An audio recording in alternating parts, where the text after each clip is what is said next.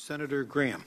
Thank you, Mr. Chairman. Senator Hagel, congratulations on your appointment. You're a good, honest man, and I really appreciate your willingness to serve the country in the past and be willing to do so in the future.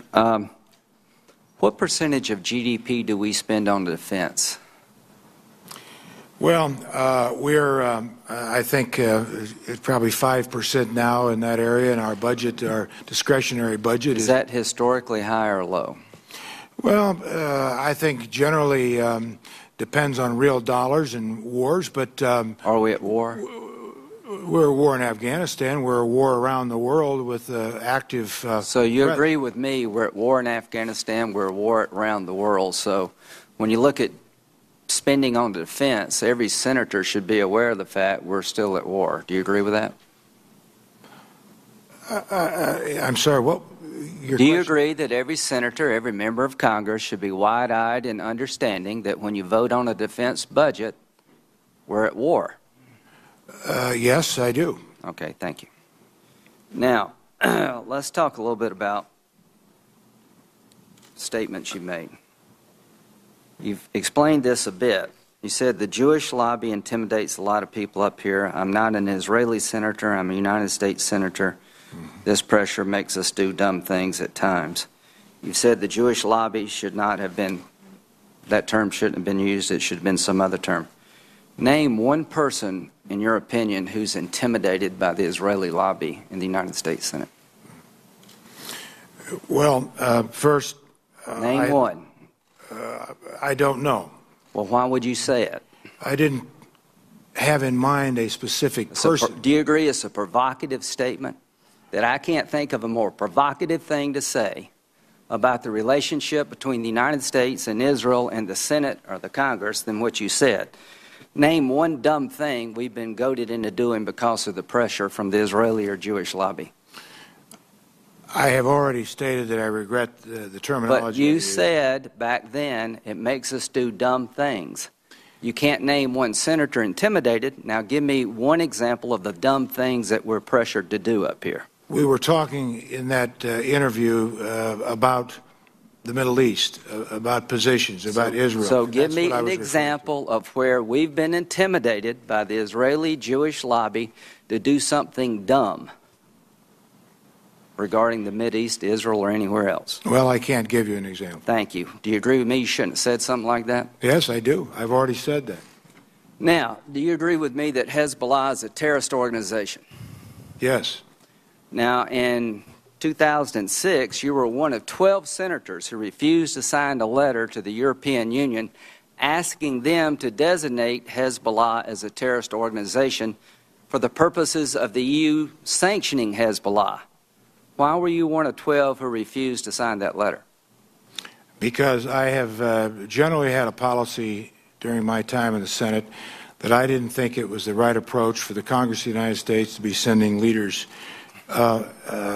any instructions or any documents versus letting our president do that. And as I've already why did you sign a letter to Bill Clinton urging him to deal with the Russians when it comes to their policy against Jewish people? Because I think that's the appropriate approach, because I think it's our president who conducts foreign policy. Well, all I could suggest to you is that when a letter is presented to the United States Senator about the times in which we live in, you can't write one letter and not write the other, in my view, be consistent. And the letter was urging the EU to impose sanctions on Hezbollah, and you've been a big believer that we shouldn't go it alone. We shouldn't do it unilaterally. Why in the world wouldn't you take this chance to urge the European Union to go ahead and sanction Hezbollah, because that may help the world at large deal with this terrorist organization? And your answer is you just don't think we should be writing letters. That wasn't my answer. My answer was I think the President of the United States is the appropriate official. So Congress has no interest at all in whether or not the EU would designate Hezbollah as a terrorist organization?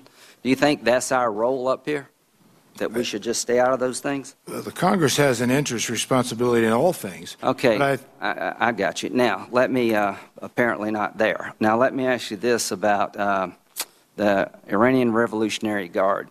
You said just a minute ago you think they're a terrorist organization. You agree with that? Yes. Okay. And you voted against the amendment designating them a terrorist organization because you thought we'd be going down the wrong road by doing that because they're a recognized state. Iran. You wouldn't want to designate the army of a recognized state as a terrorist organization. I said that Iran is a state sponsor of terrorism. I also just clarified a statement on Iran being a recognized nation by the United Nations, by most world bodies. The reason, again, I'll explain it again, why I did not vote, as 22 other members did, because I think Jim Webb's argument was a strong argument, and that was we have never, and this is what he said on the floor, designated part of a government as a terrorist organization, thereby what his concern was, as was mine, and other senators voted against it, would this be then tantamount to giving the President of the United States authority from the Congress to take military action against Iran? I got you. Now let me just ask you this. Do you believe that the sum total of all your votes refusing to sign a letter to the EU asking Hezbollah to be designated a terrorist organization, being one of 22 to vote to designate the Iranian Revolutionary Guard a terrorist organization, being one of 2 on 2 occasions to vote against sanctions that this body was trying to impose on Iran, the statements you've made about Palestinians and about the Jewish lobby, all that together, that the image you've created is one of sending the worst possible signal to our enemies and friends at one of the most critical times in world history? No, I would not agree with that, because I have taken actions and made statements very clear as to what I believe Hezbollah and Hamas are as terrorist organizations. In fact, if there was a vote on the floor of the Senate this afternoon to label the Iranian Revolutionary Guard the people who've killed our soldiers in Iraq, some of the most vicious people to the people of Iran themselves, there were a vote tomorrow or this afternoon or after lunch, would you still vote no? Well, I want to know from the President what they were doing, but again... I mean, you read the paper, you watch TV, you got any doubt what they're doing? They're expanding terrorism. They're trying to intimidate their own people. They're the instrument of the theocracy to oppress their own people, and they're the biggest supporter of the regime, keeping them in power so then they get a nuclear weapon. If you had a chance tomorrow, today, after lunch, to vote to say that the Iranian Revolutionary Guard was a terrorist organization, would you still vote no? Well, the reason I voted no to start with... Well, I know why. You told me that. My question is, would you reconsider and would you vote yes this time? Or would you still vote no? Times change. I recognize that. And yes, I would reconsider, but the whole theory... Well, thank you. That's encouraging. My time is up, but we'll have another round. Senator Inhofe said that you were one of 4 senators who refused to sign a letter in October.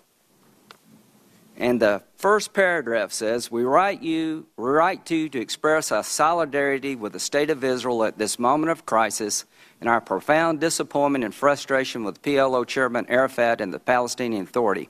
We're dismayed that they would allow violence by Palestinians to be carried out without restraint or comment. This was when the Intifada was raging, and Senator Inhofe, led by Daschle and Lott, wanted a letter from every member of this body to clearly put us on record that we believe Arafat and the Intifada is undercutting the agreements they had reached, and they had resorted to violence to intimidate the Israeli government and people in a way that was just absolutely unacceptable.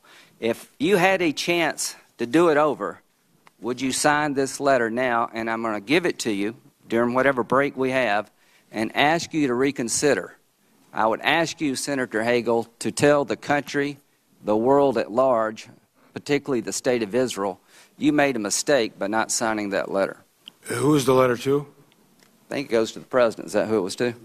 Mr. President. Well, I will look at it. I don't recall the letter, and I will look at it and give you an answer. Well, all I can say, it was a very big deal at a very important time, And the lack of signature by you runs chills up my spine, because I can't imagine not signing a letter like that at a time when it really mattered.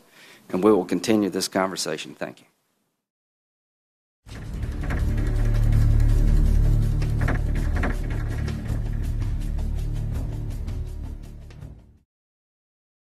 This has been a Sunfish production.